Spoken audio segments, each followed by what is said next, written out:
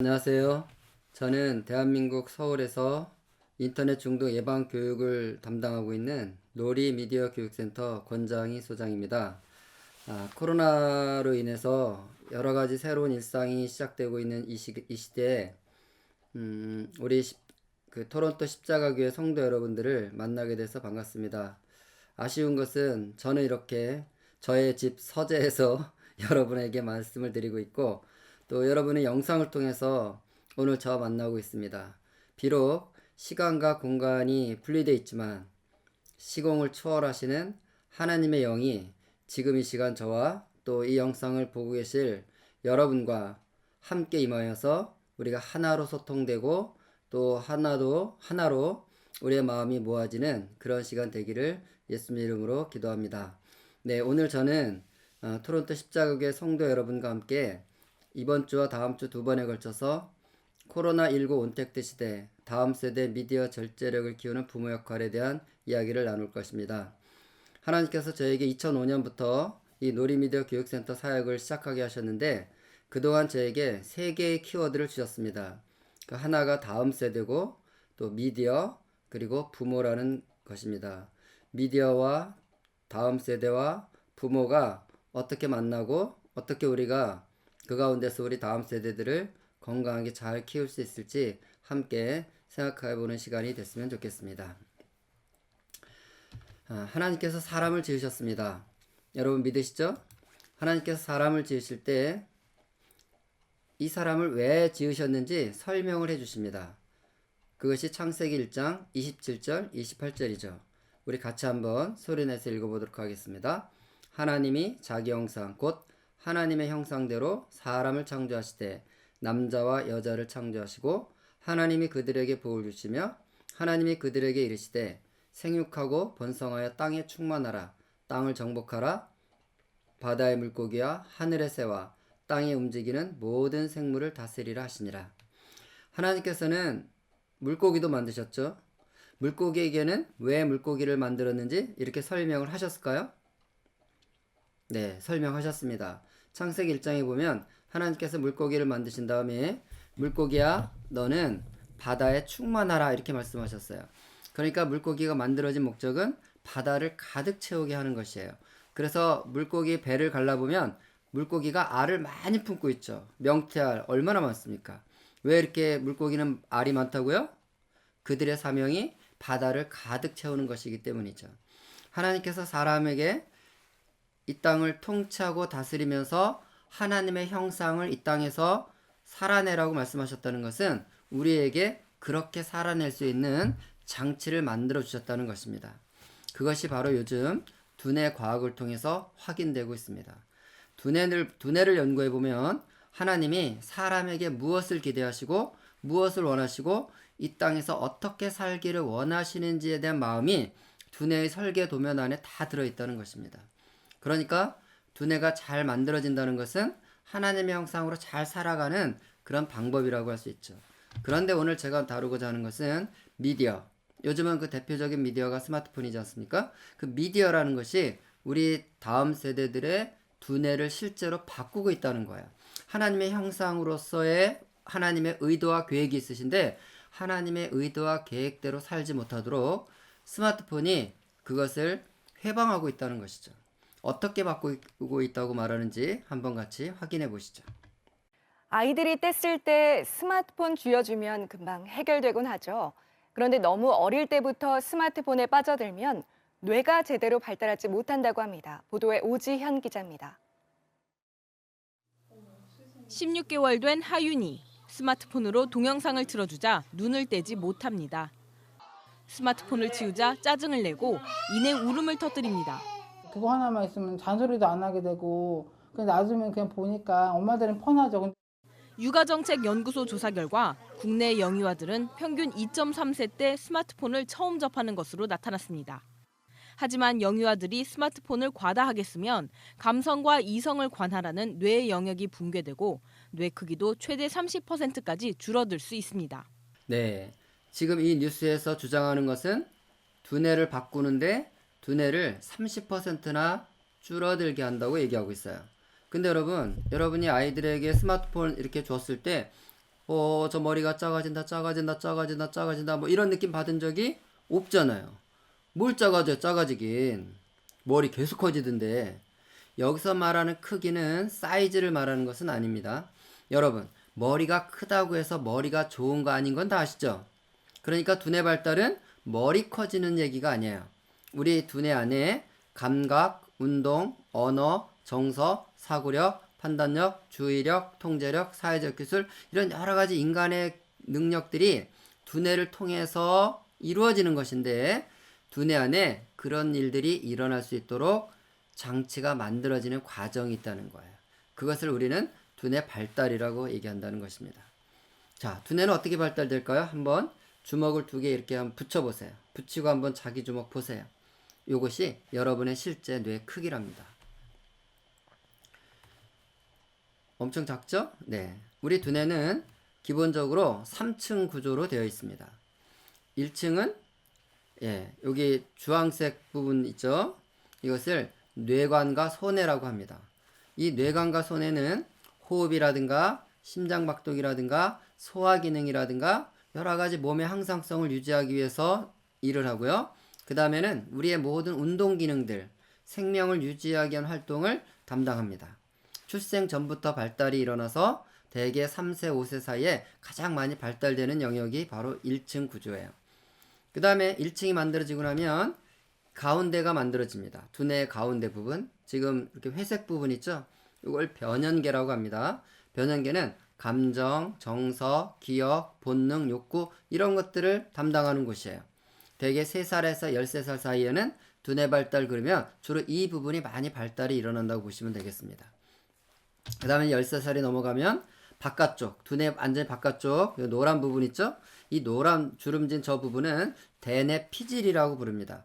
이 피질에서는 뭘 하냐면 언어, 말을 하게 만들고요. 사고력, 판단력, 도덕성, 절제력, 창의력 이런 인간만의 활동을 담당하는 뇌를 말합니다. 주로 13살 이후부터 이제 발달이 되죠. 그러니까 여러분 두뇌는 1층에서 2층에서 3층으로 쭉 발달이 일어나고 또 뒤쪽에서 앞쪽으로 감각 영역에서부터 발달이 일어나서 이제 전두엽의 사고력을 담당하는 영역까지 쭉 발달이 일어납니다. 근데 보니까 어때요? 시기가 있죠. 어릴 때부터 쭉 이렇게 발달이 돼서 대개 이제 18살에서 20살 정도 되면 어느 정도 두뇌가 온전한 기능을 할 수 있는 준비를 다 갖추는 것입니다. 그러니까 여러분 이걸 보면 우리가 한 보통 초등학교 4학년쯤 되면 사춘기가 온다 그러잖아요. 중학생이 되면 본격적으로 질풍노도 시대라고 그러고 그 사춘기가 왔다는 것은 지금 두뇌 발달 정도로 보면 1층과 2층은 이제 잘 발달돼서 충분히 정서나 감정이나 본능이나 욕구들은 표출되고 있는데 그것을 적절하게 통제하고 또 조절하고 또 도덕적인 판단을 하고 사고력을 통해서 결정할 수 있는 전두엽 이 바깥쪽 뇌는 아직 발달이 안 된 거예요. 그러니까 아이들이 굉장히 부모님 보시기에는 튀는 행동과 또 감당하기 어려운 행동을 한다고 보는 것이죠. 그런데 20살이 넘고 아이들이 군대 갔다 오고 이제 성인이 돼서 직장을 다니기 시작하면 사춘기 때 그렇게 속을 썩인 아이들도 멀쩡해지는 경우를 볼 수가 있죠. 왜요? 대뇌 피질이 발달되고 있다는 뜻이에요.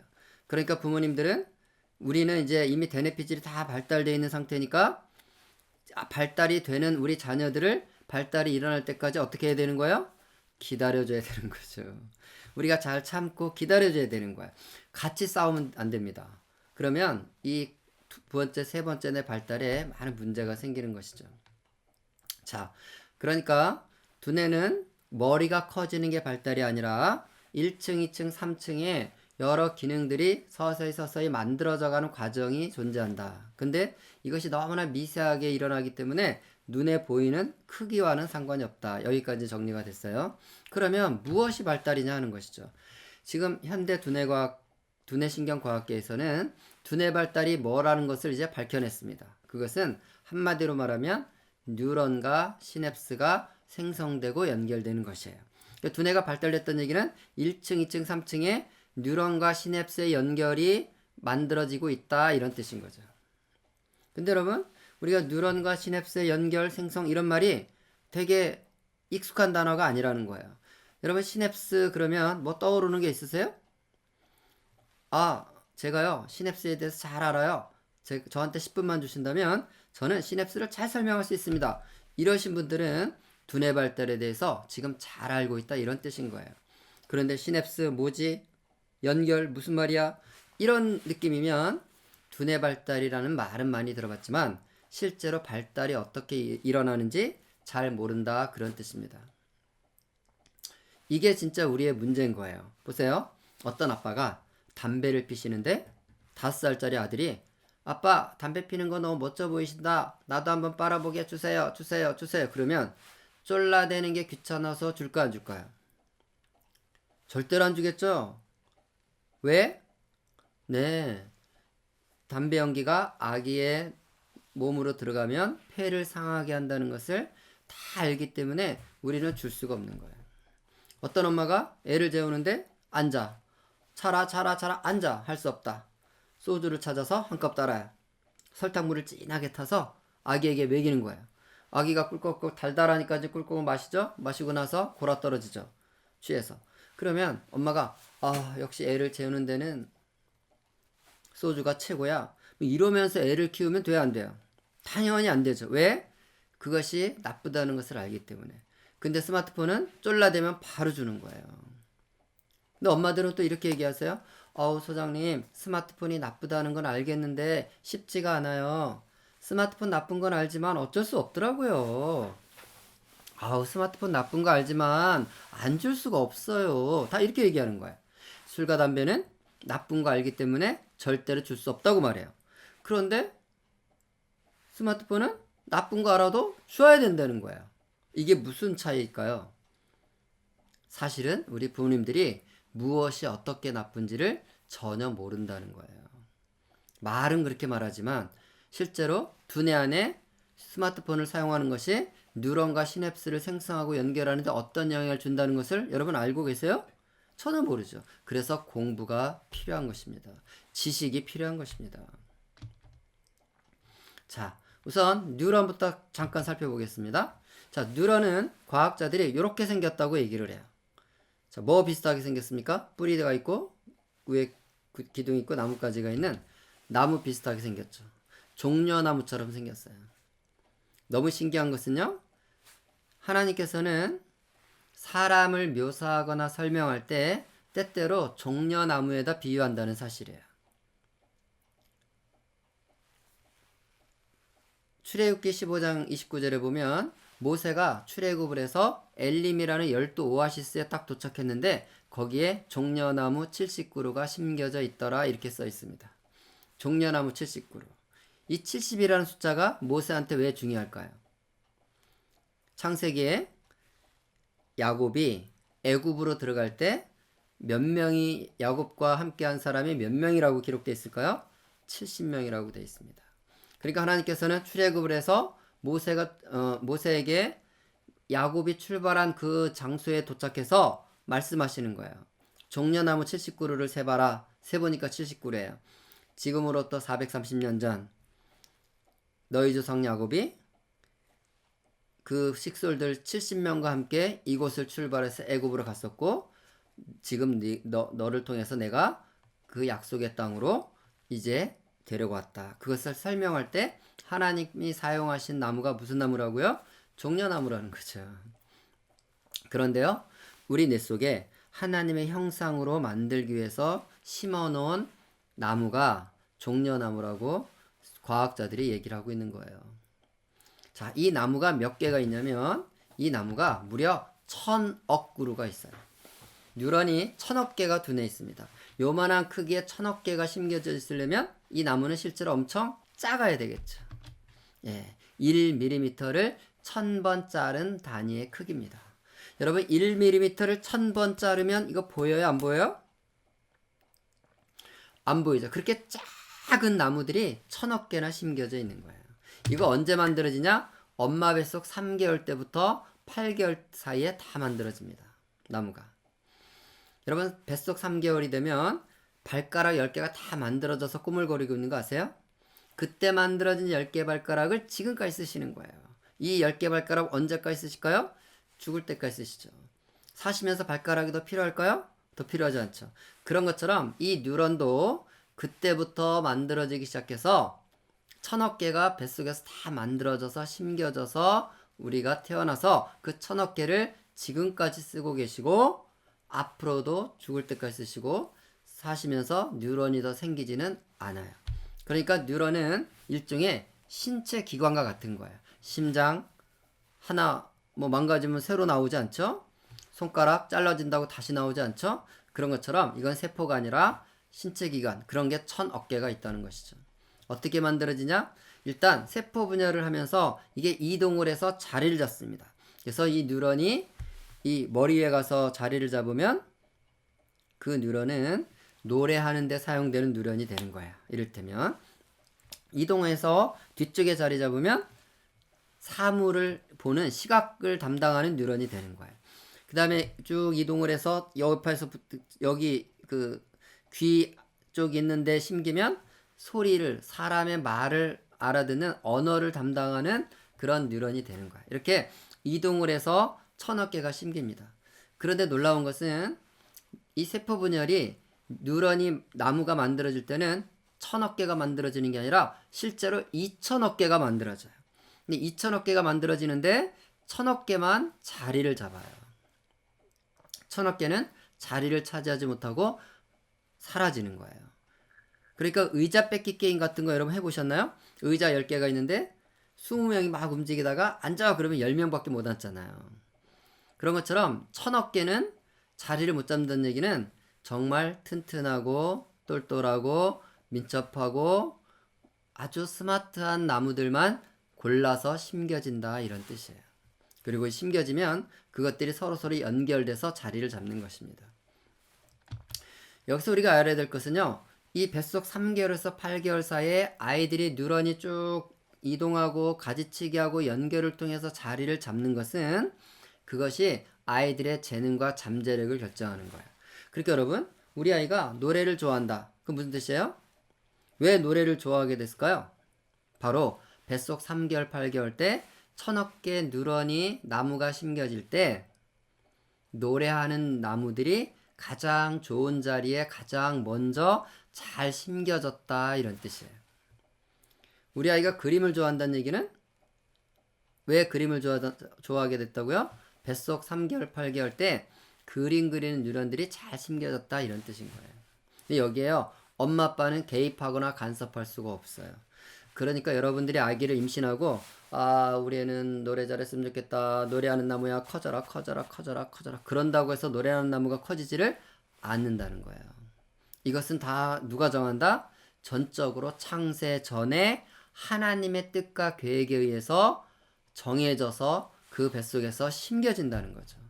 그러니까 하나님께서 우리 아이를 어떻게 만들었고 이 땅에 무슨 일을 하기 원하시고 그 계획을 따라서 1000억 개 나무가 심겨져서 응애하고 태어난다는 사실이에요.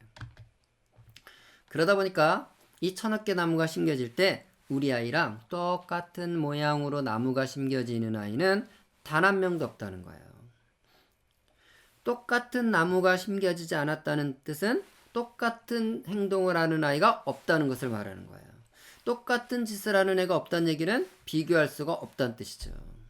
근데 우리는 옆집만 갔다 오면 이런 일을 하고 있는 거예요. 야, 옆집 갔더니 걔는 지금 뭐 하고 있더라. 옆집 갔더니 걔는 뭐 받아왔다더라. 옆집 갔더니 걔는 벌써 진도를 어디 나가고 있다더라. 여러분, 우리 아이는 감히 옆집 아이랑 비교할 수 없는 유일하고 독특하고 그 아이만의 존귀한 데스티니를 이루도록 1000억 개 나무를 하나님이 심어서 이 땅에 보낸 아이라는 사실이에요. 비교할 수 없는. 이 사실을 엄마 아빠가 잊지 않도록, 그래서 입으로 실수하지 않도록 하나님은 아이들 몸에다 표시까지 해두셨어요. 여러분, 우리가 아이를 키우면서 가장 많이 보는 게 눈이에요. 눈. 그죠? 늘 아이의 눈을 마주치게 되죠. 눈에 표시가 있는 거예요. 눈에 어떤 표시가 있을까요? 홍채라는 게 있습니다.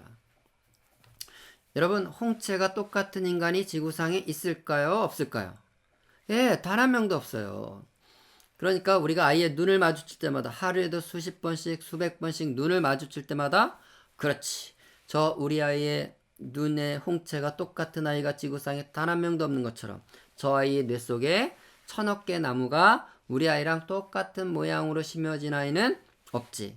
나는 이 아이를 누구하고도 비교하지 않고 이 아이만의 존귀한 데스티니를 이루도록 응원하고 지지하고 축복하고 격려하면서 키워내는 엄마가 될 거야. 이렇게 결단하라는 뜻입니다. 그렇게 결단을 해도 또 돌아서서 또 옆집 아이를 보다 보면 은근히 또 시험에 들어와요. 그래서 한 군데 더 표시가 돼 있어요. 어디요? 예. 우리가 아이를 키울 때 제일 많이 잡는 곳이 손이죠, 손. 손에 뭐가 있어요? 지문. 맞아요. 그래서 아이의 손을 잡을 때마다 그렇지. 우리 아이의 지문이 똑같은 아이가 단 한 명도 없는 것처럼 이 아이와 비교할 수 있는 아이는 없지. 나는 우리 아이를 누구하고도 비교하지 않고 이 아이만의 존귀한 데스티니를 이루도록 도와줘야지. 이렇게 자녀를 키워야 된다는 거죠. 그러니까 결론적으로 우리 아이들의 타고난 재능은 다름을 의미하지 우열을 의미하지 않는다는 거예요. 그러니까 IQ 140인 아이는 120인 아이보다 우월한 게 아니라 살아내야 될 데스티니가 다르다는 거죠. 우리 각자는 다 하나님이 존귀한 계획을 따라서 이 땅에 온 사람들이다라는 것을 하나님은 성경을 통해서 우리에게 말씀하고 계신 것입니다. 그러니까 우리는 우리가 원하는 삶을 자녀가 살아내기를 기대하는 것이 아니라 하나님이 원하는 삶을 우리 자녀가 잘 살아내도록 우리가 기도하면서 돕는 자가 되어야 된다는 뜻이에요. 자, 이제 뉴런은 정리가 됐죠? 그러면 시냅스는 뭔가? 이 뉴런을 봤더니요, 1000억 개 뉴런은 붙어 있질 않고 다 공간이 있는 거예요. 이 공간이요, 자, 과학자들이 이 틈을 재봤더니요, 나무와 나무의 틈들이 존재하는데 이 틈은 1mm를 100만 번 자른 간격인 거예요. 여러분, 1mm를 100만 번 자르면 이거 보여요, 안 보여요? 안 보이죠? 이렇게 미세한 공간이 존재하는 거예요. 그런데 그 미세한 공간을 자세히 봤더니요, 그 속에서 전기 신호가 나오는 거예요. 이 전기 신호가 1초에 100번씩 나오는 거예요. 똑딱 하면 100번, 똑딱 하면 100번. 어떤 신호는 300번씩 왔다 하게 1초에. 엄청나죠? 자, 1초에 100번에 300번 왔다 갔다 하면 이게 붙어 있는 상태로 보일까요? 떨어져 있는 상태로 보일까요? 당연히 붙어 있는 상태로 보이죠. 그래서 이 전기 신호가 붙어 있는 것처럼 보인다 그래서 시냅스라고 이름 붙인 거예요. 시냅스의 뜻은 접합, 접착 이런 뜻이거든요. 근데 이 시냅스가 몇 개가 있냐? 1000조 개가 있어요. 여러분, 1000조는 그렇게 덤덤한 표정으로 들을 수 있는 숫자가 아닙니다. 이 1000조는 얼마나 큰 숫자냐면 우리가 매일 3억씩 돈을 쓴다고 해보세요. 매일 3억 원의 돈을 쓴다면 10,000년 동안 써야 되는 돈이에요.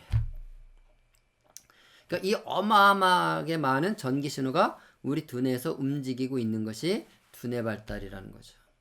그럼 이 두뇌는 어떻게 발달됐을까요?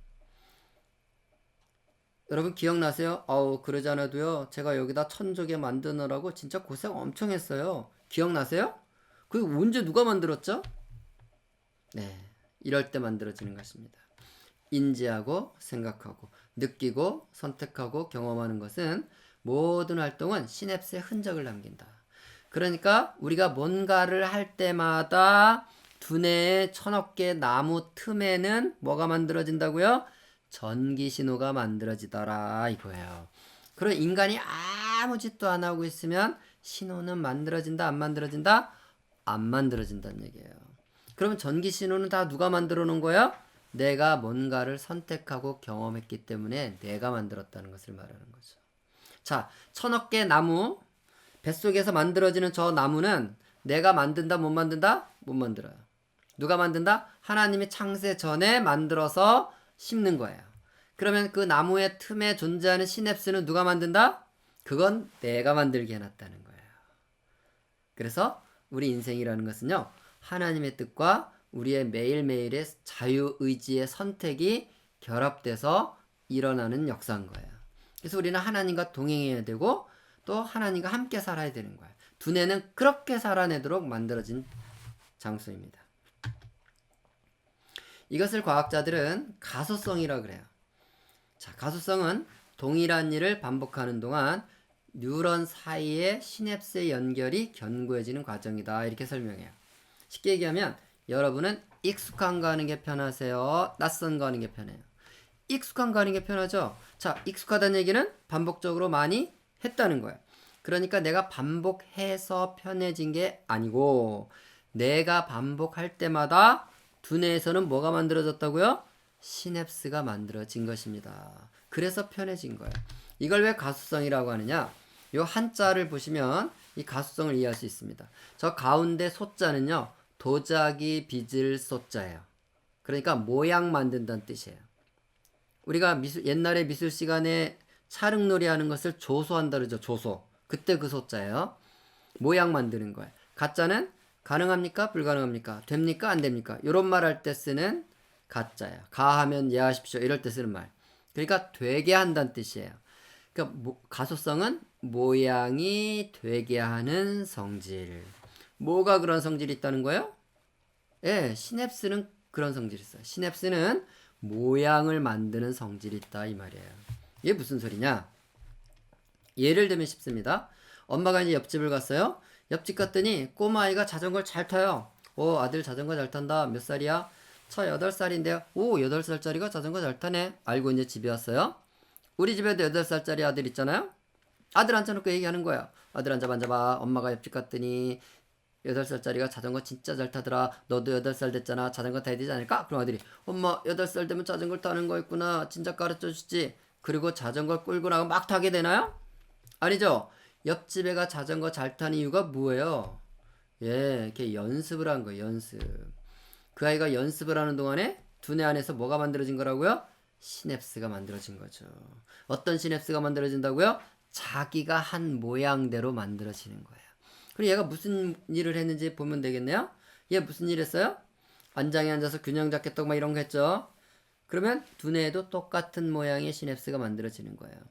페달을 열심히 밟았어요. 핸들을 움직였어요. 위험을 살펴봤어요. 브레이크를 밟았어요. 자기가 하는 대로 두뇌의 뉴런 틈에 시냅스가 만들어졌고요. 한참 만들다 보니까 여기서는 이제 모양이 유지가 되죠. 그게 가수성이에요. 그러면 이 아이는 자전거를 잘 타는 거예요. 며칠 동안 자전거 안 타다가 오랜만에 타야지 하고 잡으면 처음부터 연습을 다시 해야 될까요? 바로 탈 수 있나요? 바로 탈 수 있죠. 왜? 시냅스가 만들어졌으니까. 그럼 우리의 자전거 타기 하려면 엄마는 이제 뭘 하면 되는 거예요? 데리고 나서 열심히 연습을 시키면 되는 거죠. 이게 가수성이에요. 자, 좀 더 쉽게 적용 한번 해보겠습니다. 한 아빠가 저한테 이런 얘기를 하시는 거예요. 자기 집에 7살짜리 아들이 있대요. 이 아들은 저녁에 아빠가 퇴근하고 띵동 현관 문을 열고 들어오면 아빠 오셨다 그러고 후다다다다 현관 앞으로 막 달려나오는데 아빠를 향해서 기쁘게 달려나와서 아빠한테 인사는 안 한대요. 아빠 주머니만 막 뒤진대요. 뭘 찾고 있을까요? 네, 아빠 주머니에서 스마트폰만 탁 챙겨가지고 어디로 사라져 버린다는 거예요. 그럼 아빠는 이제 옷을 갈아입고 아들을 찾습니다. 우리 아들 어디 갔나? 아들 어딨나 아들. 예, 사실은 이 아빠는 아들을 찾는 건 아니에요. 자기 스마트폰의 위치를 찾고 있는 거죠. 찾아보니까 아들이 소파 구석에 앉아서 뭘 해요? 우리 아들 뭐 하나 하고 봤더니요. 와, 게임을 하는데 너무 잘해. 그럼 아빠들 막 또 감동을 받아요. 와, 우리 아들 진짜 멋지다. 이거 안 가르쳐준 게임인데도 어떻게 이렇게 하냐. 정말 신기하다. 너는 막 천재 같아. 뭐 이러면서 막 좋아하죠. 자, 아빠가 지금 뭘 보고 좋아하는 거예요? 아들이 스마트폰 가지고 게임하는 거 보면서 좋아하는 거예요. 그런데 지금까지 우리는 뇌과학에 대해서 30분 동안 공부를 했어요. 사람이 뭔가를 선택하고 경험하면 두뇌는 뭘 만든다? 똑같은 모양의 시냅스를 만든다 그랬어요. 이게 두뇌 발달이라고 그랬어요. 그러면 아빠는 아들의 여기를 봐야죠. 여기를. 이렇게 말해야 되는 거죠.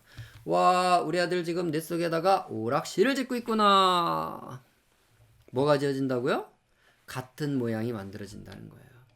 그러면 책을 보고 있으면 아들 책 보는구나. 우리 아들 공부해.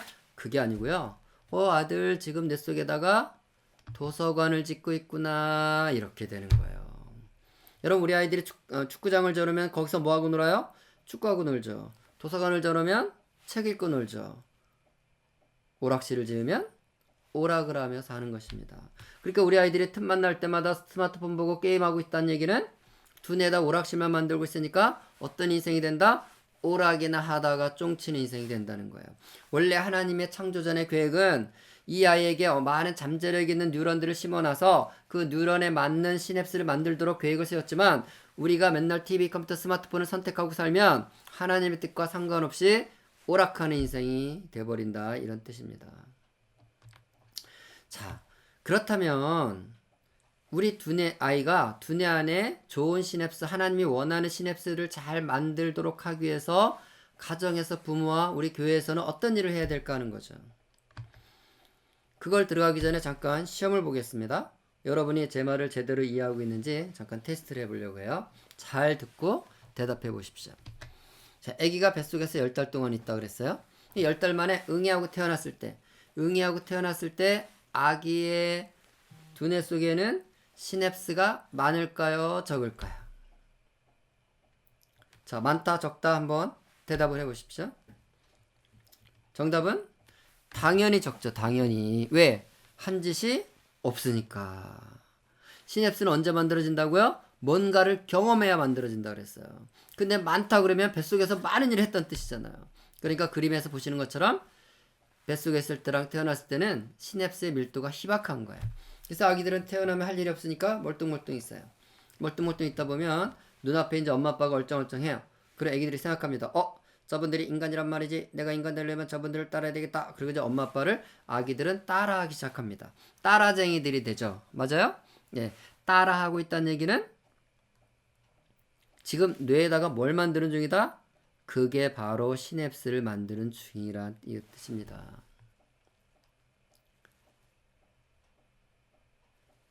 그래서 3살이 되면 이렇게 두뇌 시냅스 밀도가 빽빽해지는 거예요.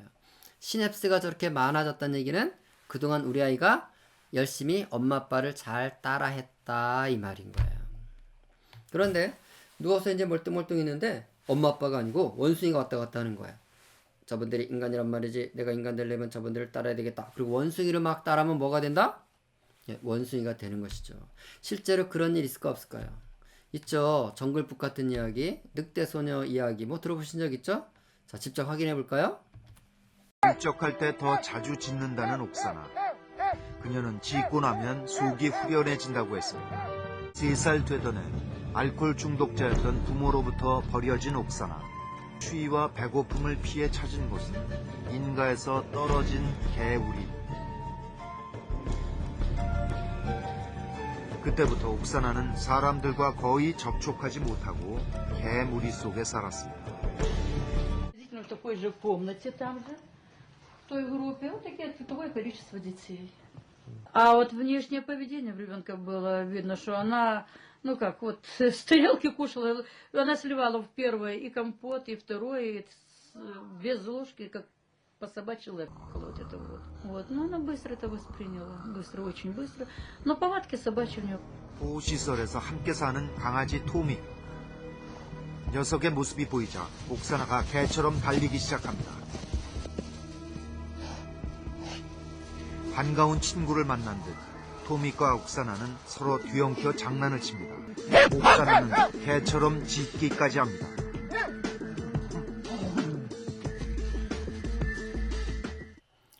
네, 이 친구 발견 당시에 분명히 사람이었어요, 개였어요?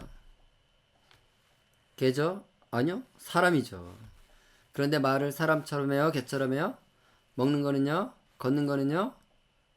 분명히 사람이잖아요. 발견 당시까지 어디에 반응하고 살았다고요? 개의 행동 방식에. 우리는 우린 나무가 1000억 개가 심겨져서 태어났는데 저 친구는 나무가 700억 개만 심겨져서 태어나서 저러고 사는 것이 아니라 나무는 뱃속 3개월, 8개월 때 하나님의 뜻과 계획을 따라서 창세전에 이미 그렇게 설계된 대로 만들어 태어난 거예요. 어디가 달라졌다고요? 시냅스가 달라진 것이죠. 우리는 사람의 행동에 반응하는 시냅스 모양을 만들었는데 저 친구는 개의 행동의 시냅스 모양을 만든 거예요. 시냅스가 달라졌기 때문에 운명이 달라진 거죠. 여기서 우리가 알 수 있는 것 중에 하나는 뭐예요? 오직 사람만이 두뇌의 발달의 영역이 존재한다는 거예요. 무슨 말이냐면 사람 외에 어떤 피조물도 두뇌를 발달시켜서 사는 존재는 없어요. 그러니까 강아지는 태어나면 잘 먹고 잘 자면 무조건 개로 살게 돼 있다는 거예요. 그러나 사람은 잘 먹고 잘 잔다고 해서 절대로 사람이 되는 게 아니라는 거예요. 두뇌에 천족의 시냅스를 만들어내야만 사람 되는 거예요. 여러분, 벌들이 벌집을 짓죠. 벌집이 정육각형인 거는 아시죠? 이 정육각형은요, 우주 공간에서 가장 적은 재료로 가장 많은 꿀을 담을 수 있는 유일한 도형이라는 거예요.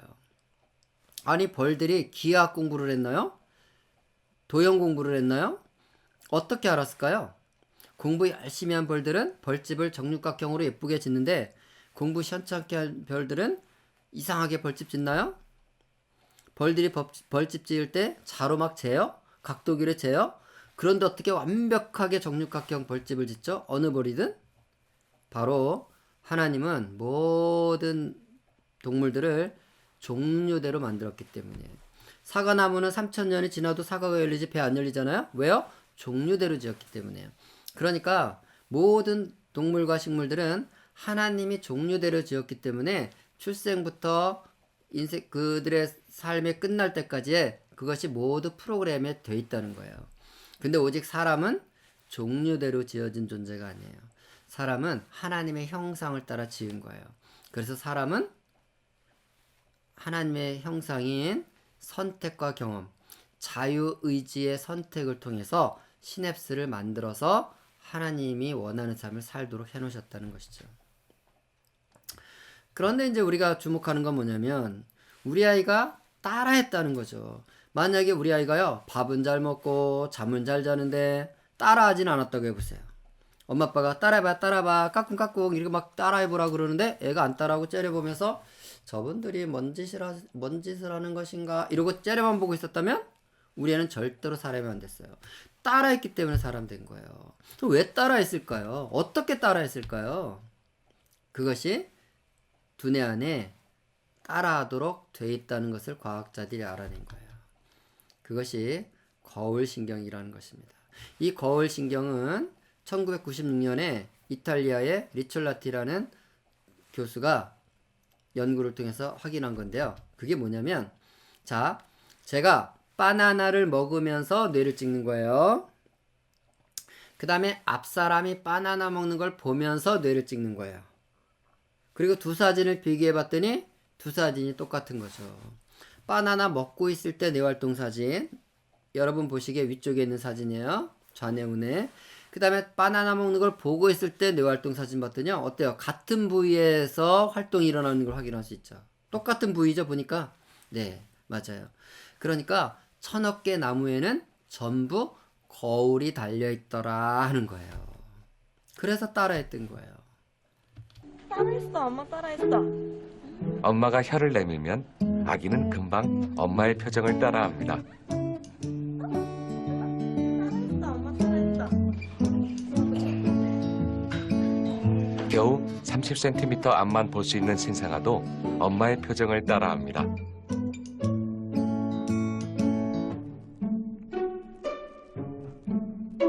선명하게 보이지 않아도 직감적으로 표정을 흉내내는 것입니다.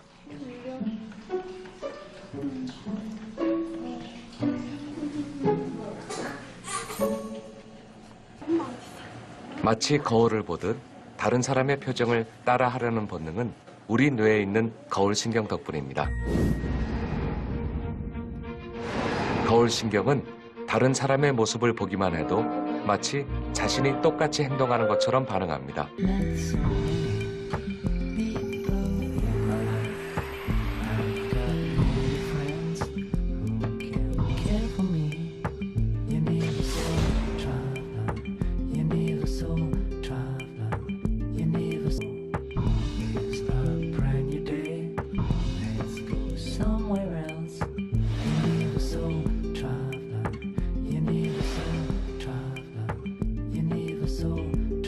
자, 우리 아이가 태어났습니다. 우리 아이가 태어나서 사람이 되려면 잘 먹고 잘 자는 것만 가지고는 안 된다 그랬어요.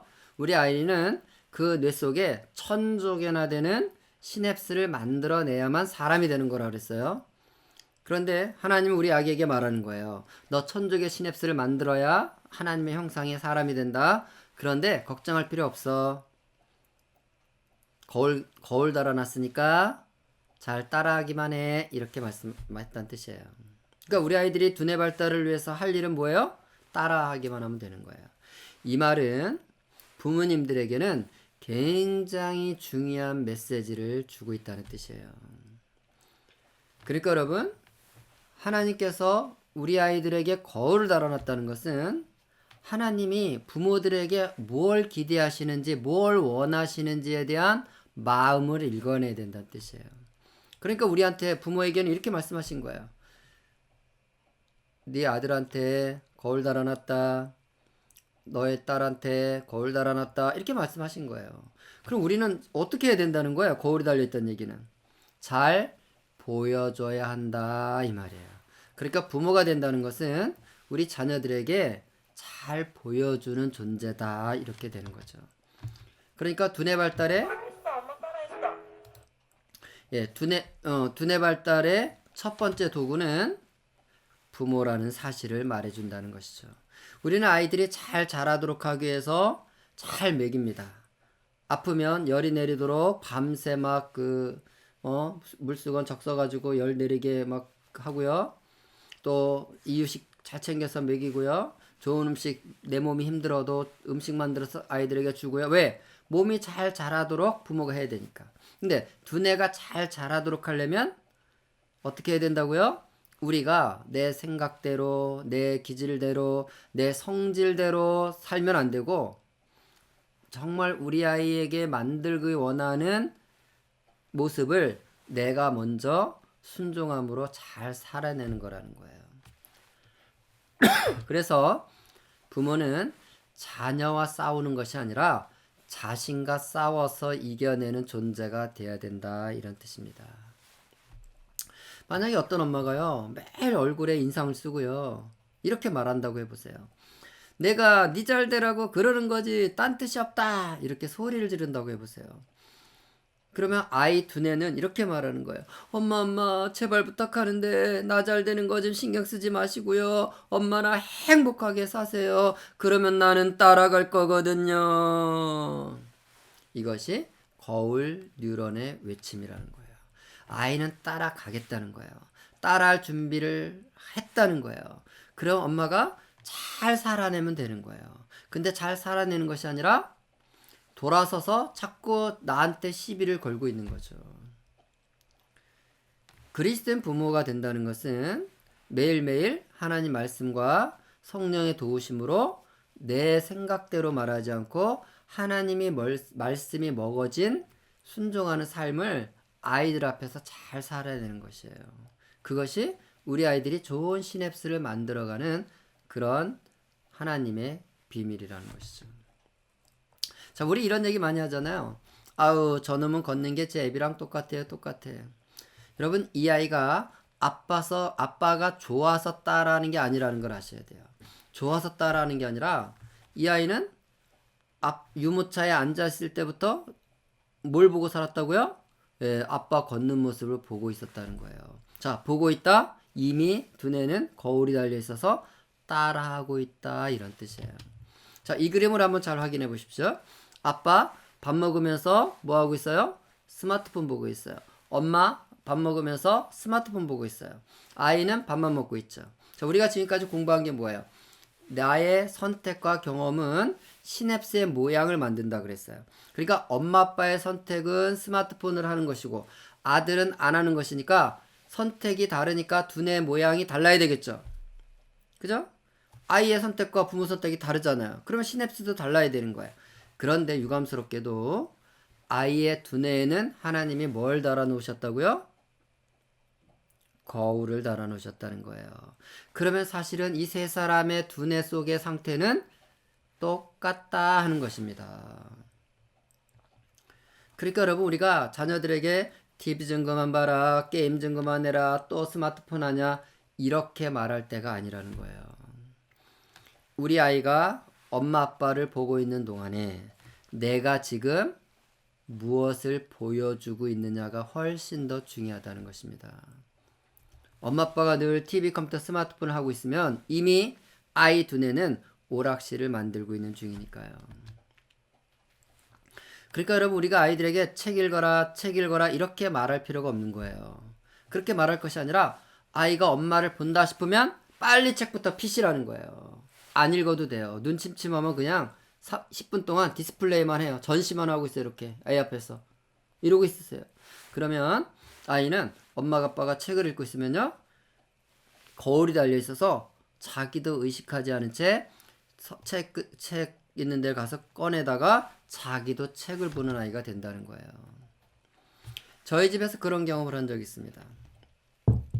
우리 아이는 초등학교 3학년까지 학교를 다니고 4학년 때부터 이제 홈스쿨을 했어요. 아이도 학교를 안 가고 집에 있고 엄마도 직장 안 가고 집에 있으니까 24시간 엄마가 집에 있으니까요. 엄마 입장에서 보면 아이가 24시간 눈에 보이는 거죠. 24시간 보이니까 24시간 잔소리를 하게 됐어요. 그러니까 둘이 맨날 부딪히고 맨날 싸움이 생기는 거예요. 3개월 딱 되니까요. 제 아내가 저한테 이렇게 얘기해요. 여보, 힘들어 죽겠어. 미칠 것 같아. 이대로는 도저히 못 살 것 같아. 정말 미쳐 돌아가시겠다고 하더라고요. 자꾸 아이랑 싸우니까. 근데 하나님께서 바로 그 시즌에 은혜를 주셔서 깨달음을 주신 거예요. 제 아내에게. 이런 깨달음을 갖게 됐다 그래요. 아, 내가 아이를 보고 있으니까 자꾸 입에서 험한 소리가 나오는구나. 내가 살려면 이제 애를 안 봐야겠다. 이런 생각을 했대요. 그래서 아이를 안 볼 목적으로 성경을 읽기 시작했어요. 그러니까 아이에게 삼시세끼 밥만 해서 차려놓고 성경만 보게 된 거예요. 그래서 무려 3개월 동안 성경 일독을 하게 된 거예요. 여러분 안 해보셔서 모르시겠지만 3개월에 성경 일독을 하려면요. 매일 최소한 4-5시간 이상씩은 성경을 앉아서 읽어야 됩니다. 그러니까 무슨 얘기예요? 삼시세끼 밥 해주는 거 외에는 진짜 성경만 봤다는 뜻이에요. 다시 말해서 아이를 안 쳐다봤다는 뜻이에요. 3개월 동안. 근데요. 어느 날 아침을 차려놓고 성경을 읽고 있었대요. 그 당시에 우리 아이는요. 보통 오전 11시쯤 일어나는 아이였어요. 학교를 안 가니까 뭐 일찍 일어날 이유가 없잖아요. 근데 여러분 11시까지 자고 있다고 해보세요. 아이가. 그걸 바라보는 엄마의 심정을 여러분 생각해 보세요. 자 11시면은 얘 친구들은 학교에서 지금 몇 교시 끝났어요? 벌써 3교시가 끝났는데 우리 애는 아직도 자고 있어요. 그러면 속 터져요 안 터져요? 그거 보고 있으면 살 수가 없는 거예요. 속 뒤집혀서. 그러니까 성경을 보고 있는 거예요 여러분. 살려고 뭐 경건한 목적이 있어서 성경을 보는 게 아니라 내가 살려고 성경을 봤다는 거죠. 그런데 어느 날 밥 차려놓고 이제 성경을 읽고 있는데요. 성경을 읽다 보니까 뭔가 분위기가 묘한 느낌이 들더래요 갑자기. 그래서 뭐지? 하고 이렇게 뒤를 돌아봤더니요. 우리 아이가요. 아침을 안 먹고 일어나서 성경을 읽고 있더라는 거예요. 그때 깨달은 거예요. 아, 홈스쿨이라는 것이 학교에서 공부하는 아이를 데려다가 집에서 공부를 시키는 것이 홈스쿨이 아니고 부모가 먼저 가정에서 그리스도 중심의 삶을 살아내는 거구나. 그러면 아이는 엄마 아빠를 보면서 따라오는 거구나. 그래서 홈스쿨을 하는 거구나. 이걸 깨닫게 된 거예요. 6개월 만에. 그때부터 우리 집은 홈스쿨이 시작이 된 거예요. 엄마 아빠가 그리스도 중심의 삶을 살기 위해서 자신과 싸우기 시작한 거예요. 말투, 태도, 행동을 그리스도 중심으로 만들어가기 위한 부모의 실제적인 싸움이 시작된 거죠. 그리고 그게 중요하기 때문에 애가 무슨 짓을 하든 상관하지 않았어요. 왜냐면 아이는요 엄마 아빠 보면서 따라오게 돼 있으니까요. 그래서 홈스쿨을 연착륙을 하게 됐습니다. 정리해 볼까요? 우리는 자녀들의 두뇌가 하나님의 형상으로 잘 발달되기를 원하십니다. 그런데요 하나님은 어떤 방법을 고안해 내셨다고요? 부모를 통해서 그 일이 자녀의 두뇌 안에서 일어나기를 기대하시고 계획해 놓으셨다는 거예요. 그래서 부모는 자신과 잘 싸워 이겨내고요. 십자가의 삶을 잘 살아내야 되는 것입니다. 그래서 여러분 이런 말이 있는 거 아세요? 부모의 천국 가는 열쇠는 자녀의 손 안에 들어있다 이런 말이 있어요. 그러니까 여러분 아이가 엄마한테 와서 이렇게 말해야 돼요. 엄마 이제 그리스도인 되신 것 같아요. 여기 천국 열쇠 있으니까 가져가세요. 이렇게 내놔야 된다는 거죠. 우리가 매일매일 자기를 부인하고 자기 십자가를 지고 말씀에 순종하고 복종하는 삶을 교회에서가 아니라 목사님 앞에서가 아니라 자녀들 앞에서 살아낼 때 우리 아이들은 엄마 아빠를 보면서 하나님을 알게 되고 하나님께 순종하는 삶이 무엇인지를 배우게 되고 그것이 시냅스로 만들어져서 그 아이가 경건한 그리스도인의 삶을 하나님의 원하는 삶을 준비해가는 그런 삶이 된다 이런 뜻입니다. 자, 첫 번째 두뇌 발달의 도구는 부모다. 그 두 번째 볼까요? 뭘 해야 될지. 두뇌 과학자들이 확인한 사실은요. 우리 두뇌는 움직임과 고차원적인 두뇌 기능이 연결되어 있다는 것을 발견한 거예요. 그러니까 움직임과 놀이를 통해서 두뇌가 발달되도록 그렇게 만들어 놨다는 거예요. 그러니까 무슨 얘기냐면 이것은 사실은 획기적인 거예요. 여러분이 어린 시절에 제일 많이 들어왔던 말, 늘 들어왔기 때문에 지금도 자녀에게 내뱉는 말이 있어요. 그만 좀 놀고 공부해라. 그렇게 놀면 언제 공부하니? 놀기만 할 거니 공부는 안 하고. 이 이분법. 놀이와 공부가 별개처럼 우리는 생각해 왔어요. 근데 두뇌 과학자들이 두뇌를 살펴보니까요. 두뇌는 잘 움직일 때, 다시 말해서 놀이와 운동을 적절하게 잘 할 때 만들어지는 시냅스를 가지고 그걸 가지고 공부를 하더라 이런 얘기예요. 이런 거죠. 만약에 여러분 어느 곳에 공장지대를 갑자기 만든다고 보세요. 공장지대를 만들면 어때요? 공장지대에서 나오는 물류들을 실어나를 도로를 반드시 닦아야 되죠. 이 도로는 왜 만들어 놓은 거예요? 화물차들이 다니도록 만들어 놓은 도로예요. 그렇지만 도로를 일단 만들어 놓으면 화물차만 다니지는 않죠? 예, 승용차도 다니는 거예요. 그러니까 그 공장지대 옆 동네가 관광지가 돼버리는 거죠. 이를테면. 그러니까 여러분, 우리가 아이들이 지금 잘 놀이하고 잘 운동하고 잘 움직이는 것을 도와주면 그것이 아이들이 학습 능력과 창의력과 고차원적인 사고 기능을 하는데 그 시냅스를 사용하도록 그렇게 돼 있다는 거예요. 그러니까 여러분 그만 좀 놀고 이거 해라 그만 좀 주고 이런 소리 하시면 안 된다는 거죠. 이걸 처음으로 발견한 사람은 와일더 펜필드라는 사람이에요. 이 사람은 두뇌를 수술하는 의사인데 두뇌를 만져보니까 두뇌를 만질 때마다 손이 움직이고 발이 움직이고 몸이 움직인다는 걸 알게 된 거예요. 그래서 어느 날 아주 두뇌를 꼼꼼하게 찔러봤대요.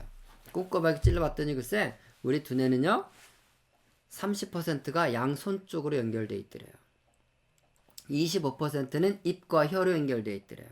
15%는 양발로 연결되어 있더래요. 그러니까 우리 두뇌의 운동과 감각의 영역들이 70%가 손과 입과 발로 연결되어 있더래요. 우리 몸의 단위 면적은 엉덩이가 제일 크지만 아무리 엉덩이를 써도 두뇌는 자극이 일어나지 않는다는 거예요. 어디를 써야 두뇌가 개발된다고요? 움직임이 두뇌를 개발하지만 특별히 어디를 움직여야 된다고요? 손과 입과 발을 움직여야 되는 거예요. 그래서 우리 아이들이 그러고 놀고 있는 것입니다. 아이들이 인형이나 장난감을 갖고 놀 때 보세요. 늘 입을 움직이고 있죠. 늘 뭔가 손을 움직이고 있죠. 아이들 잠깐 안 보고 있어 보세요. 벌써 발이 부지런해서 사라져 버리죠. 손과 입과 발을 움직이는 것은 뭐냐면 두뇌의 70%를 깨운다는 거예요. 두뇌 70%를 지금 연결시키고 있다는 뜻이에요. 그런데 이렇게 스마트폰을 보거나 게임을 하거나 TV를 볼 때를 생각해 보세요. 손을 움직입니까? 입을 움직입니까? 발을 움직입니까? 우리가 아이들에게 스마트폰 왜 줘요? 여러분 스마트폰 왜 줘요? 왜? 조용히 하라고 조용히 하라고 조용히 하라고 입을 틀어막는 거예요. 아이들이 스마트폰을 쥐고 있는 순간 TV 앞에 앉아 있는 순간 게임을 하고 있는 순간은 손과 입과 발이 묶인다는 거예요. 그 말은 두뇌의 70%가 셧다운 되는 거예요. 두뇌 70%가 꺼져 버리는 거예요. 여러분이 옆집을 갔는데 옆집 엄마가 아이에게 청테이프를 이렇게 붙여놓고 입에다 청테이프 붙여놓고 손을 묶어놓고 발을 묶어놓고 아이를 키우는 엄마가 있다면 어떡하시겠어요? 어우, 저분들은 양육 방식이 참 독특하다. 이러시고 그냥 마시겠어요? 아마 당장 전화하실 거예요. 아동학대하는 엄마 있다고 저 집에. 저는 여러분을 신고하고 싶은 사람이에요. 여러분의 편리함과 여러분의 어떤 생각 때문에 여러분의 편하고자 이런 것 때문에 우리는 수시로 자녀들에게 TV, 컴퓨터를, 스마트폰을 보여주고 있는 거예요.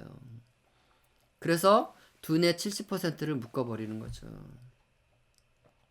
그것은 아동학대일 수 있는 것입니다. 손과 입과 발을 묶는 행위라는 것을 알았으면 좋겠어요.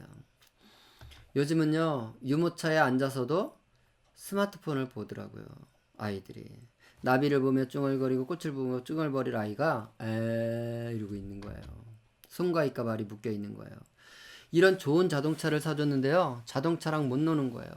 여러분, 이 아이가 저 스마트 기기가 없다면 지금 조용할까요? 시끄러울까요? 네, 여기저기 돌아다니면서 이리 가라 저리 가라 별소리 다 하고 있을 거야. 이 별소리 다 하고 있는 동안에 두뇌 70%가 깨어난다는 것입니다. 우리 아이들 이렇게 자라야 되는데 TV, 컴퓨터, 스마트폰에 두뇌 발달이 지금 막혀있는 그런 형국이 돼가고 있는 것이에요. 자, 정리 한번 해보겠습니다. 따라해볼까요? 하는 짓이 달라지면 시냅스가 달라지고 시냅스가 달라지면 운명이 달라진다. 이것이 두뇌 과학자들이 발견한 사실이에요. 오늘 여러분의 자녀가 어떤 선택과 경험을 하고 있느냐에 따라서 그의 데스티니가 결정된다는 거예요. 그는 원래 하나님의 데스티니를 갖고 1000억 개 뉴런을 갖고 태어났지만 그것만 가지고 안 되고 오늘 부모와 자녀가 어떤 선택을 하냐는 것이 너무 중요하다는 것입니다.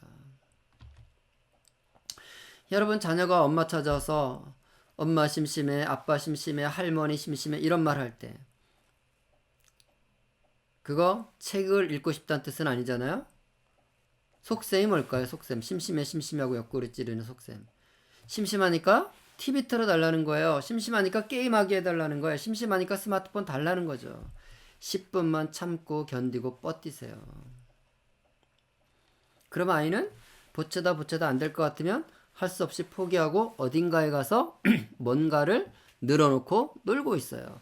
뭔가를 늘어놓고 놀고 있다는 얘기는 여기다 지금 뭘 만드는 중이다? 그게 바로 시냅스를 만드는 중이라는 거예요. 그런데 TV, 컴퓨터, 스마트폰을 틀어주면 뭐부터 지어요? 오락실이 먼저 들어오는 거죠. 오늘부터 여러분 자녀들이 엄마 심심해, 아빠 심심해, 할머니 심심해, 할아버지 심심해 이런 말을 하면 그건 미안해하거나 부담스러워하지 마시고요. 그냥 속으로 기뻐하고 즐거워하세요. 와, 드디어 우리 아이의 창의력이 시작되었구나. 더 심심하거라, 더 심심해. 심심한 건 너의 운명이다. 따라합니다. 심심해야 별짓을 다 한다. 자, 별짓을 다 한다는 얘기는 여기다 지금 뭘 만드는 중이다? 별짓 다 하는 시냅스를 만드는 중이라는 거예요. 별짓 다 하는 시냅스가 만들어진 아이는 어떤 인생을 산다? 별짓 다 하는 삶을 사는 거죠. 별짓 다 하는 삶이 바로 창의력이고 별짓 다 하는 삶이 바로 과제 해결 능력인 거예요. 여러분, 진로 지도는 진로 상담사가 하는 게 아닙니다. 우리 아이들이 심심한 가운데 살아내는 삶을 살아야 그 시냅스를 만들어서 진로가 되는 거예요. 자, 우리가 그러면 남은 시간 이 가정에서 어떻게 부모가 자녀와 함께 이 문제를 해결할 것이냐. 자, 3가지를 말씀드릴 거예요. 요즘은 코로나 때문에 언택트, 온택트, 컨택트 이런 말을 많이 합니다. 자, 전염병에 걸리지 않으려면 사람과 거리를 둬야 됩니다. 그러면 미디어에 중독되지 않기 위해서는 뭐와 거리를 둬야 된다고요? 역시 미디어와 거리를 둬야 되는 거예요. 중독을 예방하고 치료하는 가장 첫 번째 전제 조건은 접근성을 멀리 해야 된다는 것입니다. 여러분, 우리 아이들이 책을 읽게 하고 싶다? 어떻게 해야 돼요? 심심하게 만들어야 됩니다. 심심하지 않으면 책을 볼 수가 없어요. 근데 TV, 컴퓨터, 스마트폰을 손에 쥐고 있으면 책을 읽을 수가 없는 거예요. 이런 이치죠. 그래서 TV는 거실에 있기보다는 침실로 옮겨 놓으시라는 거예요. 여러분이 TV만 거실에서 제거해도 우리 아이들은 배를 깔고 책을 읽는 모습을 보게 되신다는 것입니다. 근데 우리 집은 도저히 거실 외에는 TV 놓을 공간이 없어요. 방에는 자리가 없어요. 그러면 이렇게 아예 보자기로 씌워 놓으세요. 아니, 이런 거 하나 붙여 놓으세요. 만약에 우리 십자가교회 성도들께서 이런 걸 해보고 싶다 그러시면 제가 이 디자인을 목사님께 보내드릴게요. 요청하시면. 그러면 이거 A4 용지 한 장으로 칼라 프린터에서 A4 용지 한 장을 그냥 TV에다 딱 붙여 놓는 거예요. 5월 한 달 동안 우리 특별한 일 없을 때는 TV를 보지 않는다. 그래서 딱 붙여 놓는 거죠. 언택트 미디어 대신 우리 가족과 함께 보내자. 컨택트 패밀리 이렇게 하는 거예요. 다른 버전도 있어요. 언택트 미디어, 온택트 지저스 이런 것도 있어요. 뭐 땡기는 대로 다 보내드릴 수 있습니다. 그리고 아예 이렇게 큰 보자기를 씌워놔도 돼요. 미디어를 끄면 다음 세대가 살아납니다. 뭐 이런 구호가 있잖아요. 저것도 디자인 시안을 원하면 우리가 메일로 보내줄 수 있어요. 그러면 그 동네에서 여러분 현수막집에 가서 이렇게 실사출력해서 집에다 딱 붙여 놓으셔도 됩니다. 어쨌든 아이들이 TV랑 어느 정도 거리를 둘 수 있도록 해줘야 일단 아이들 안에 그 미디어로부터 자유로운 삶이 시작된다는 뜻이에요. 뭐 특별한 일 있을 때는 이제 뺏겨서 보시면 됩니다. 같이. 그러나 평상시에는 그렇게 하라는 거죠. 그 다음에 스마트폰도 손에 들고 집에서 왔다 갔다 하면 안 됩니다. 스마트폰은 가족 보관함을 만들어야 돼요. 그러니까 아빠가 퇴근하고 딱 들어오시면 일단 스마트폰부터 딱 챙겨서 넣어놓도록 하셔야 돼요. 그리고 아이들과 책을 읽고 놀 수 있도록 해주셔야 됩니다.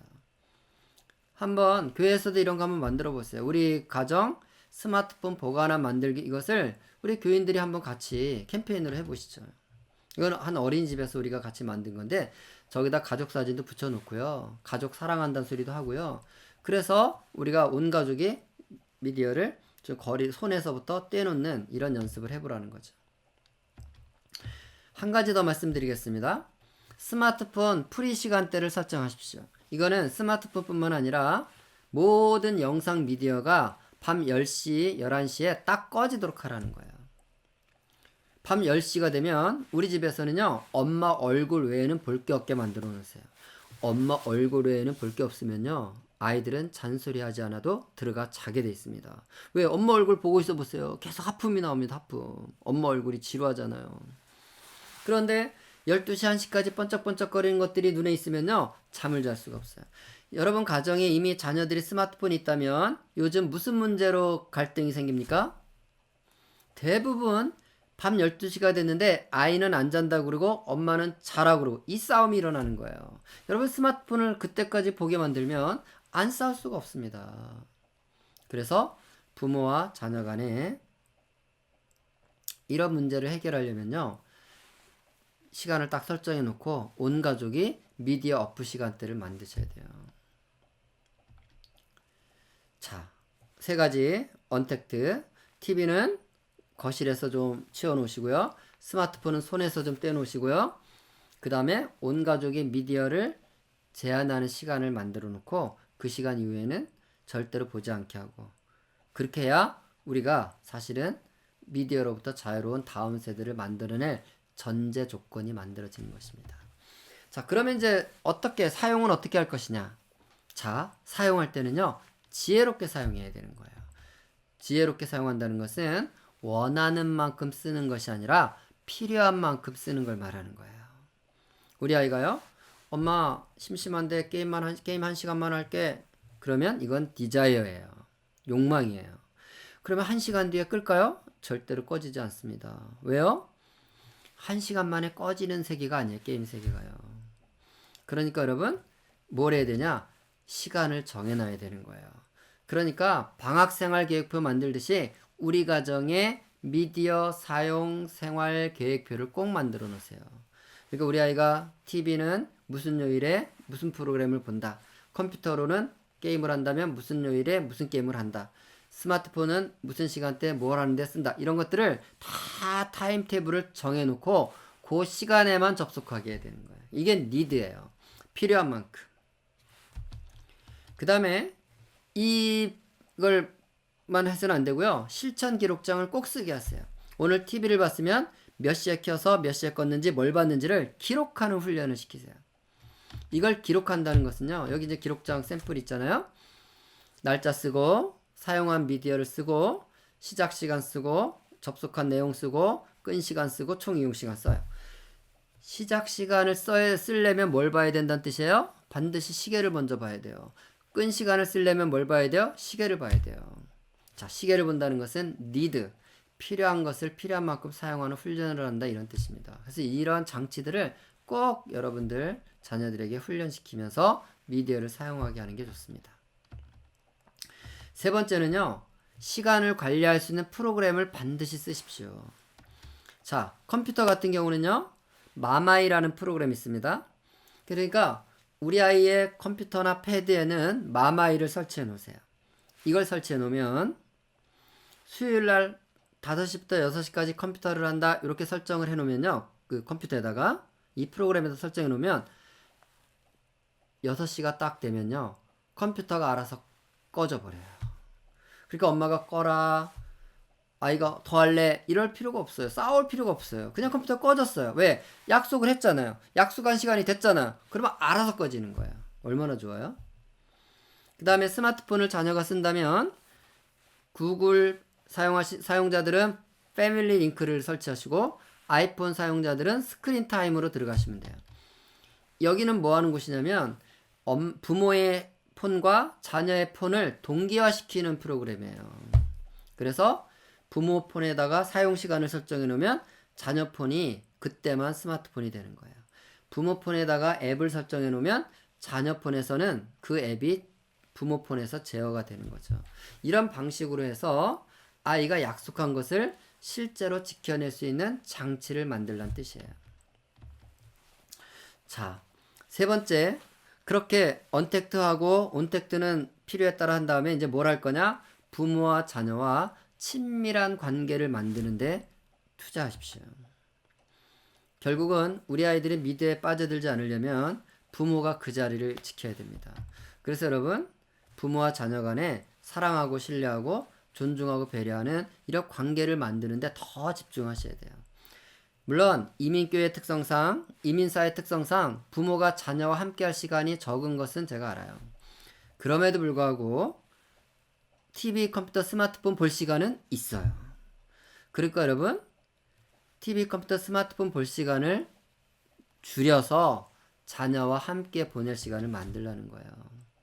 그리고 그 시간에 아이들과 함께 보내는 가정 예배를 하라는 거예요. 이거는 제가 다음 주에 두 번째 강의 때 구체적으로 자세히 알려드릴 거기 때문에 오늘 이 부분은 그냥 설명하지 않고 넘어가겠습니다.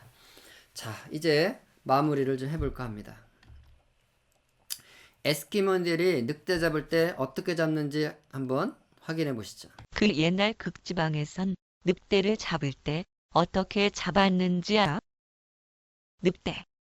그 녀석이 아주 영악했지만 잡는 방법은 따로 있었다더군. 먼저 날카로운 창날이나 칼날을 피에 담갔다가 빼. 그렇게 피에 적신 칼날은 추운 날씨로 금방 얼어버리고 그걸 담갔다 뺐다를 몇 번 반복하면 피고드름이 된다더군. 그럼 그걸 눈 속에 파묻어. 그게 다래. 추운 날씨에 먹을 게 없는 늑대는 먹이를 찾아 헤매지. 그러다가 후각이 발달한 늑대는 칼날에 얼린 피냄새를 맡게 되지. 그럼 그 늑대는 신나게 달려와서 칼날에 얼려놓은 피를 핥아먹기 시작해. 시간이 지나면서 칼날에 묻힌 피는 다 핥아먹고 칼날에 자신의 혀가 갈라지면서 자신이 흘린 피를 계속 핥아먹게 된다더군. 얼어붙은 칼날을 핥았기에 혀는 마비되었고 계속 나오는 피는 자기 건지도 모르고 핥아먹게 되는 거야. 그렇게 늑대는 죽어. 자기 상황도 모르고 자기 피를 계속 내어서 핥아먹다가 그렇게 비참하게 죽어가는 거지. 여러분, 이 늑대가 아이스크림을 발견하고 달려와서 처음 핥았을 때 바로 혀가 싹 베어졌으면 이 늑대 죽었을까 안 죽었을까요? 절대로 안 죽죠. 깜짝 놀라서 도망갔겠죠. 왜 죽은 거예요? 핥을수록 맛있는 거예요. 근데 이게 맛만 있는 게 아니죠. 혀는 점점 얼얼해지고 마비가 되고 창 끝에 살점이 떨어져 나가고 피가 솟는데 감각이 무뎌져서 죽는 거예요. 우리 아이들이 TV, 컴퓨터, 스마트폰 게임 이러고 있을 때요. 할수록 재밌죠. 맞아요. 빠르고 쉽고 편하고 재밌고 다 좋아요. 그런데 지불해야 될 대가가 있다는 거예요. 이 늑대는 아이스크림 하나 먹기 위해서 어떤 대가를 지불한 거예요? 네, 목숨. 생명이라는 값을 지불한 거죠. 우리 아이들이 TV, 컴퓨터, 스마트폰, 게임을 선택하고 경험하고 있다는 것은 지금 이 결정적 시기에 바로 두뇌 안에 이 대가 지불을 하고 있다는 것입니다. 여러분, 부모님들은 TV를 보셔도 되고요. 스마트폰 하셔도 됩니다. 그러니까 스마트폰 그 남편이 TV를 꼭 봐야 된다 그러면요. 침실에다 놓고 아이들이 잠들 때까지만 참으라 그러세요. 애들 다 재워놓고 밤새 보라 그러세요. 왜냐면 아빠의 두뇌는요 이미 끝났습니다. 발달이. 그러니까 어른의 두뇌는 도자기라고 생각하시면 돼요. 도자기는 이미 완성된 모양이 있죠. 우리가 도자기를 사가지고 와서 아 요거 주전자로 만들어야 되겠네. 그리고 부시어서 주전자 만들 수 있어요? 도자기는? 불가능합니다. 그러니까 어차피 만들어진 거니까 사용을 하는 거예요. 스마트폰도 사용하시고. 그런데 아이들의 두뇌는 도자기가 아니라 말랑말랑한 찰흙 상태인 거예요. 그럼 찰흙은 주무르기에 따라서 어떤 모양도 만들어낼 수 있는 거죠. 이건 제 얘기가 아니라 두뇌 과학자들이 하는 말입니다. 그러니까 말랑말랑한 찰흙 상태에 있는 아이들 두뇌를 책을 읽고 자기 데스티니에 맞는 삶을 살아내면서 모양을 만들어야 될 이 시기에 TV, 컴퓨터, 스마트폰에 빠지게 되면요. 그냥 오락실이라는 도자기가 완성이 되게 되는 거예요. 그러니까 스마트폰도 아이들이 집에 있는 동안에는요. 엄마 아빠가 스마트폰 절제하셔야 됩니다. 그리고 아이들 다 재워 놓으시고요. 너무 스마트폰 하고 싶으시면 빨리 재우세요. 아이들을. 빨리 재워 놓으시고 부부가 침대에 누워서 밤새 하세요. 여러분 인생 끝났으니까. 그런데 아이들이 깨어서 지금 보고 있는데 엄마 아빠가 스마트폰 쳐다보고 있는 건요. 정말 어리석은 일입니다. 그나마 없는 시간을 왜 스마트폰 보면서 시간을 빼앗깁니까? 스마트폰은 뒤로 미루고요. 아이들과 함께 시간을 보낼 때 두뇌 안에 하나님이 원하는 디자인된 시냅스가 만들어지는 것입니다. 마태복음 18장 14절은 이렇게 우리에게 말씀하십니다. 이와 같이 이 소자 중에 하나라도 이뤄지는 것은 하늘에 계신 너희 아버지의 뜻이 아니니라. 여러분, 우리 아이들 한 명 한 명에게는 하늘에 하나님의 뜻이 있습니다. 하나님의 뜻이 없이 우리 가정에 태어난 아이는 없다는 뜻이에요. 그런데 하나님의 뜻을 이 땅에서 이루어내려면 오늘 우리 아이의 선택과 경험이 너무 중요하다는 거예요. TV, 컴퓨터, 스마트폰을 이루고 살고 있으면요. 하늘에 있는 하늘 아버지의 뜻을 우리 아이가 이루지 못하고 잃어버리는 삶이 된다는 거예요. 부모가 자녀를 위해서 할 수 있는 기도는 두 종류의 기도가 있습니다. 첫 번째 기도는요. 자녀를 향한 부모의 생각과 뜻을 하나님께 올려드리는 기도가 있어요. 이 기도를 이름하여 성황당식 기도라 그래요. 내 자식 이렇게 해주세요. 저렇게 해주세요. 이 성황당 기도가 1년에 한 번씩 이 땅에서 하늘을 찌를 때가 있습니다. 바로 수능철에. 그게 바로 성황당식 기도예요. 근데 또 한 종류의 기도가 있습니다. 하늘에서 이루어진 하나님의 뜻이 하늘에서 이루어진 것처럼 내 자녀의 삶 속에서도 똑같이 이루어지게 하옵소서 하고 하나님의 뜻을 우리의 입술을 통해서 선포해내는 기도가 있는 거예요. 그 기도를 이름하여 주 기도라고 하는 것입니다. 부모는 주 기도를 하셔야 됩니다. 주 기도를 하시는 여러분 되시기를 바랍니다. 어느 날 제가 강의를 하고 났는데요. 한 분이 저를 찾아오셨어요. 강의 끝나자마자. 찾아와서 이렇게 말씀하시는 거야. 소장님, 저는 자녀들에게 스마트폰을 안 주는 것보다는 주고 잘 절제시키는 거 이게 제 소신입니다. 이렇게 얘기를 하는 거예요. 제가 어릴 때는 스마트폰을 손에 주지 않고 스마트폰으로 필요한 것들은 가능한 한 컴퓨터를 쓰면서 사용하라고 강의를 했는데 와가지고 그건 자기 소신에 맞지 않는다는 거예요. 여러분 잘 들으십시오. 하나님은 여러분의 소신에 관심이 없으세요. 하나님은 당신의 뜻에 관심 있는 분이세요. 제가 오늘 여러분하고 80분 동안 지금 이야기를 하고 있는데요. 여러분이 제 얘기를 들으면서 여러분의 생각과 여러분의 뜻과 여러분의 교육 철학과 여러분의 신조와 여러분의 신념과 부딪힐 수도 있어요. 근데 여러분 그거 중요한 문제 아니라는 거예요.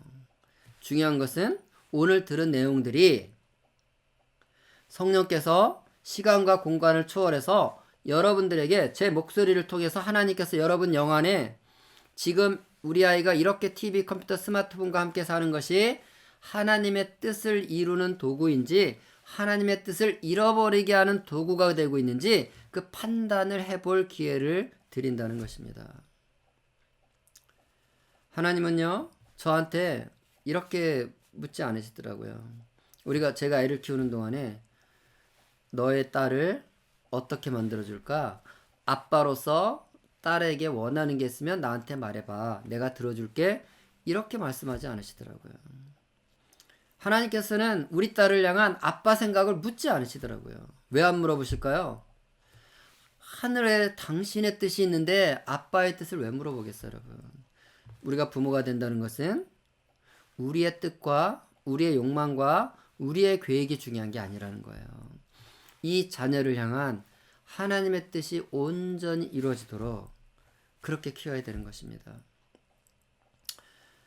사도행전 13장 22절에는 이런 표현이 나옵니다. 내가 이새의 아들 다윗을 만나니 내 마음에 합한 사람이라 나의 뜻을 다 이루게 하리라. 다윗은 하나님의 뜻을 다 이룬 사람이라고 평가된 유일한 사람이에요. 저는요 이렇게 기도를 합니다. 하나님, 우리 딸 권예린을 만나실 때 너는 내 마음이 합한 사람이구나. 내가 너를 향한 나의 뜻을 다 이루게 하겠다. 우리 딸이 그런 딸이 되게 해주십시오. 저는 그렇게 기도합니다. 제가 우리 딸에게 원하는 거 하나밖에 없어요. 하나님의 뜻을 이루는 자가 되기 원해요. 하나님이 이 땅에 보낸 그 뜻을 이뤄내는 자가 되길 원해요. 여러분, 여러분이 교민사회 안에서 이 토론토이란 도시에서 자녀를 키우는 것이 얼마나 힘들고 얼마나 여러분의 희생이 크시겠습니까만, 그러나 그럼에도 불구하고 우리에게 분명한 것은 이 자녀는 아빠의 욕망의 도구도 아니고 아빠의 뜻을 이뤄내기 위해서 온 아이도 아니라는 거예요. 그래서 부모는 정말 겸손하게 주님이 가르쳐 주신 기도, 주기도를 통하여서 우리 아이가 하나님의 뜻을 이 땅에 잘 이뤄내도록 그렇게 키워내는 부모들이 되어야 되는 것입니다. 자, 다음 시간에는 이 하나님의 뜻대로 자녀를 키운다는 것이 어떤 의미인지 그런 이야기들로 다음 주에 또 여러분 뵙도록 하겠습니다. 예, 오늘 긴 시간 집중해서 들어주신 여러분들을 축복하면서 오늘 강의는 마치겠습니다. 감사합니다. 다음 주에 뵙겠습니다.